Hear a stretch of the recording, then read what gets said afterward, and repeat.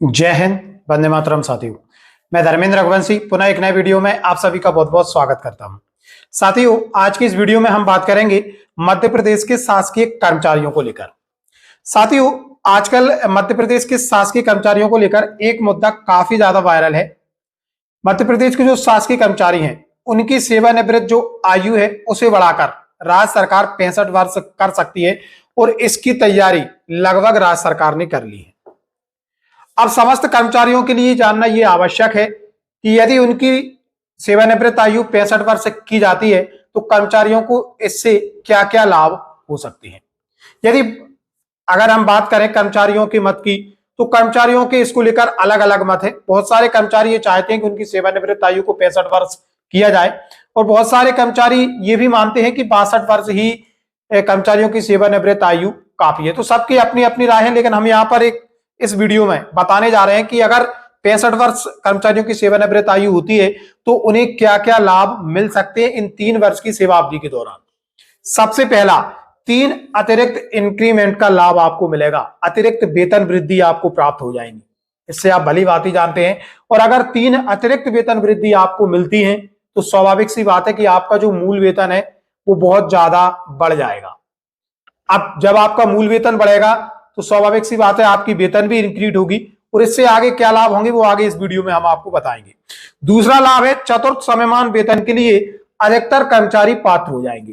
देखिए, चतुर्थ समयमान वेतनमान प्राप्त करने के लिए 35 वर्ष की सेवा अवधि पूर्ण करना आवश्यक है। अब यदि 62 वर्ष सेवानिवृत्त आयु है तो बहुत सारे कर्मचारी ऐसे हैं जो 32 वर्ष सेवा काल पूर्ण करके, 33 वर्ष सेवा काल पूर्ण करके, 34 वर्ष सेवा काल पूर्ण करके रिटायर हो जाते हैं। तो यदि 65 वर्ष की जाती है तो उनका जो शासकीय सेवा की जो अवधि रहेगी वह भी 35 वर्ष पूर्ण कर लेंगे और उन्हें भी चतुर्थ समयमान वेतनमान का लाभ प्राप्त हो जाएगा, जिससे उनका वेतन अतिरिक्त रूप से बढ़ जाएगा और उन्हें बहुत अधिक आर्थिक लाभ हो सकता है। तो ये बड़े लाभ 2 हमने आपको बताए हैं। अगला है, बहुत सारे कर्मचारी अतिरिक्त वेतन की श्रेणी में आ जाएंगे। कैसे अतिरिक्त वेतन की श्रेणी से आशा है? जैसे समय समय पर जब आपका इंक्रीमेंट बढ़ेगा, जब आपको समयमान वेतनमान मिलेंगे तो स्वाभाविक सी बात है आपका वेतन भी इंक्रीज होगा और आपका वेतन बढ़ जाएगा। जैसे इंक्रीमेंट के साथ साथ डीए भी 3 साल का अगर हम देखें तो साल में 2 बार डीए बढ़ता है, तो यानी कि लगभग 6 बार आपका डीए बढ़ जाएगा।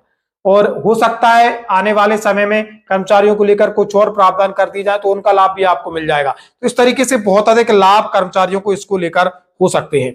जमा एनपीएस राशि में वृद्धि हो जाएगी।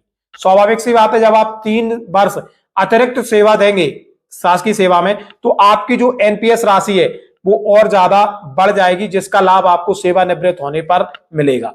और आने वाले समय में एनपीएस राशि में भी संशोधन किए जा सकते हैं, तो उन संशोधनों का भी लाभ आपको मिल सकता है।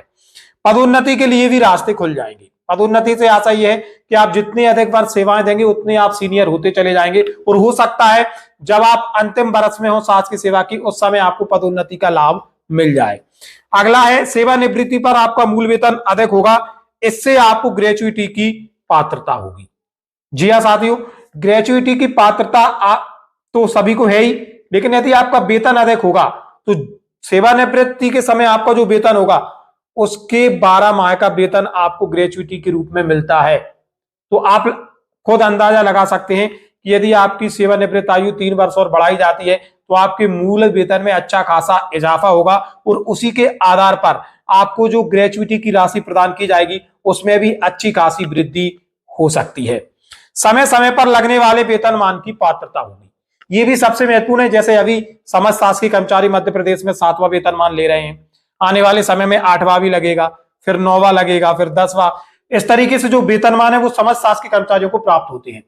2026 में 8वां वेतनमान लग सकता है, ऐसी संभावनाएं जताई जा रही है। तो कई बार ऐसा होता है, ऐसे कर्मचारी जो मान लीजिए 2025 में रिटायरमेंट होंगे तो उन्हें उस वेतनमान का लाभ नहीं मिल पाएगा, लेकिन यदि सेवानिवृत्त आयु 65 वर्ष हो जाती है तो वह उस वेतनमान के लिए भी पात्र हो जाएंगे। और आने वाले समय में जब भी वेतनमान लगेंगे तो 62 वर्ष की सेवा अवधि में जो कर्मचारी रिटायरमेंट ले रहे थे उन्हें भी उन वेतनमानों का लाभ मिल पाएगा। तो कहीं ना कहीं यदि हम देखें तो यदि कर्मचारी की जो सेवानिवृत्त आयु है उसे 65 वर्ष किया जाता है तो कर्मचारियों को बहुत अधिक आर्थिक लाभ हो सकता है। इसके अतिरिक्त भी कई अन्य लाभ ऐसे हैं जो अप्रत्यक्ष रूप से कर्मचारियों को मिल सकते हैं।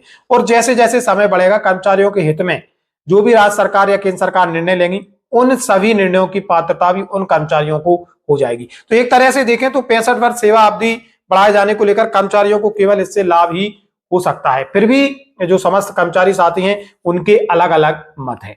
इसको लेकर आपकी क्या राय है? क्या 65 वर्ष समस्त शासकीय कर्मचारियों की जो सेवानिवृत्त आयु है वो की जानी चाहिए या नहीं? कमेंट बॉक्स में अपनी प्रतिक्रिया जरूर दें। साथियों, हम ऐसे ही महत्वपूर्ण जानकारी कर्मचारियों से संबंधित हमारे चैनल पर लेकर आते रहते हैं। यदि आप नए हैं तो इससे जरूर जुड़े और इसे सब्सक्राइब जरूर कर लें। मिलेंगे जल्दी नए अपडेट एवं नए टॉपिक के साथ। तब तक के लिए जय हिंद, जय भारत मित्रों।